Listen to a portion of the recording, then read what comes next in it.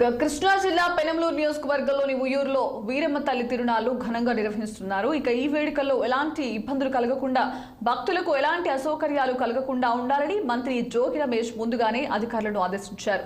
ఆలయ ప్రాంగణంలో ప్రసాదాలు, మంచినీళ్లు సౌకర్యాలు ఏర్పాటు చేసి police, fire, revenue, municipal, medical డిపార్ట్మెంట్లు అప్రమత్తంగా ఉండాలని వెల్లడించారు. 24 గంటలు అంబులెన్స్ అందుబాటులో ఉండే విధంగా మంత్రి జోగి రమేష్ హెచ్చరికలు చేశారు. బ్రహ్మాండంగా వచ్చిన భక్తులందరూ కూడా వివిధ ప్రాంతాల నుంచి, దూర ప్రాంతాల నుంచి వస్తారు. బంధువులు వస్తారు, స్నేహితులు వస్తారు. వాళ్ళందరూ కూడా తిరునాళ్ళకు వచ్చి వీరమ్మ తల్లిని సందర్శించుకొని